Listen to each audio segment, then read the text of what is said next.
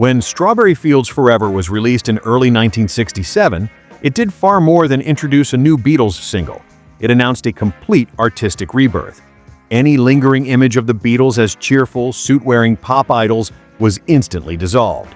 In its place stood a band fully immersed in introspection, studio experimentation, and surreal self-expression. More than half a century later, the song remains one of the most discussed and analyzed recordings in popular music history. Its dreamlike atmosphere, abstract lyrics, and groundbreaking production continue to fascinate new generations of listeners, especially in the streaming era, where Strawberry Fields Forever consistently ranks among the band's most played tracks on platforms like Spotify and Apple Music, particularly following the 2015 OnePlus remaster and the expanded 2023 Red and Blue compilations. Yet behind its legendary status lie several lesser-known stories that deepen our understanding of how this masterpiece came to life. Number 1. Child's Play.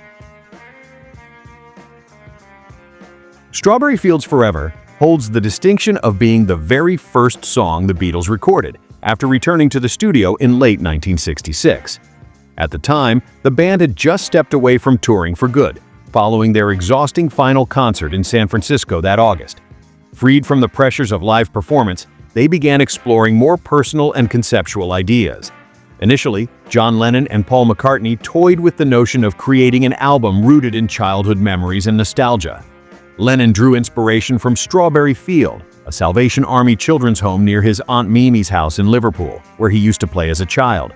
McCartney, meanwhile, was revisiting his own upbringing with a song that would become Penny Lane. Although the childhood-themed album concept was eventually abandoned in favor of what became Sgt. Pepper's Lonely Hearts Club Band, both songs survived as relics of that earlier idea.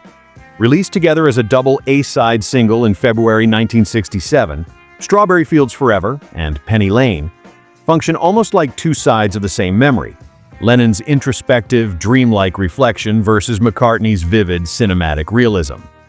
Number 2. No Flautist Necessary. At first listen, the song's haunting opening melody sounds unmistakably like a flute ensemble, an elegant nod to the Baroque pop movement dominating the mid-1960s. But contrary to popular belief, no flautist was present in the studio. Instead, the sound came from a mellotron, an early tape-based keyboard instrument that allowed musicians to reproduce orchestral textures at the press of a key. The specific model used by the Beatles featured pre-recorded flute samples, and it was Paul McCartney who played the iconic introduction. At the time, hiring orchestras was expensive and logistically complex. The mellotron provided an innovative workaround, allowing the Beatles to integrate classical textures without sacrificing creative control. Today, that mellotron intro is regarded as one of the most recognizable openings in rock history, frequently cited in polls and retrospectives as a defining sound of the psychedelic era. Number 3. Slow Down, John. One of the most revolutionary aspects of Strawberry Fields Forever is the subtly altered quality of John Lennon's vocal. That dreamlike, slightly unreal tone wasn't just a byproduct of his performance, it was engineered. Because the Beatles had stopped touring, they no longer needed to worry about recreating songs on stage. This newfound freedom allowed them to manipulate tape speed, pitch, and tempo in unprecedented ways. For Strawberry Fields Forever, Lennon's vocal was slightly slowed down during playback, deepening its timbre and adding to the song's hypnotic, otherworldly mood. Lennon later admitted that the song was one of the most honest he ever wrote, reflecting his struggles with identity, fame, and self-doubt. The slowed vocal effect amplified that vulnerability, making the listener feel as though they were drifting inside Lennon's subconscious, a technique that would influence countless artists in psychedelic and alternative music for decades to come. Number 4. Martin's Magic Touch.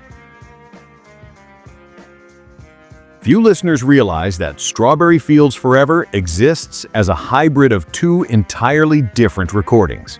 In fact, the Beatles recorded multiple takes across several sessions, experimenting with arrangement, tempo, and instrumentation. John Lennon found himself torn between two versions, one featuring a relatively straightforward rock band setup, and another enriched with orchestral strings and a heavier, more atmospheric feel. Unable to choose, Lennon famously told producer George Martin that he liked the beginning of one version and the ending of another, and wished they could somehow be merged. Ordinarily, this would have been impossible. The two takes were recorded in different keys and at different speeds, but Martin, along with engineer Jeff Emmerich, performed what was then considered a technical miracle, adjusting tape speed and pitch to seamlessly splice the two recordings together. The result was so fluid that most listeners never realized they're hearing a composite performance. In retrospect, this moment is often cited as one of George Martin's greatest achievements, and a key reason he earned the title, the Fifth Beatle. Number 5. Well, they did record it near Thanksgiving. The song's eerie closing section, filled with swirling effects and abstract sounds, was largely improvised in the studio. Toward the very end, a faint, distorted phrase can be heard buried deep in the mix, one that would later fuel one of the most infamous conspiracy theories in rock history. During the late 1960s, as the "Paul is dead" rumor gained traction, conspiracy theorists insisted that John Lennon was whispering the words, "I buried Paul."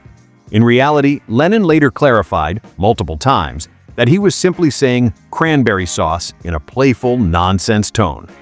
Ironically, the myth has endured far longer than Lennon ever anticipated. Even today, digital remasters and AI-assisted audio separation tools, such as those used in Peter Jackson's Get Back project, have been employed by fans attempting to isolate the phrase, only to confirm Lennon's original explanation. More than 50 years after its release, Strawberry Fields Forever remains a landmark recording, not just for the Beatles, but for popular music as a whole.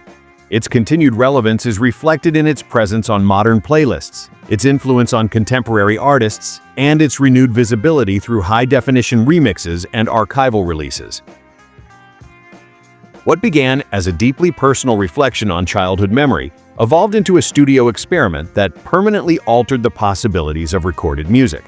And perhaps that is the song's greatest legacy, a reminder that innovation often begins with vulnerability, and that even the most surreal sounds can emerge from something as simple as a place where a child once played.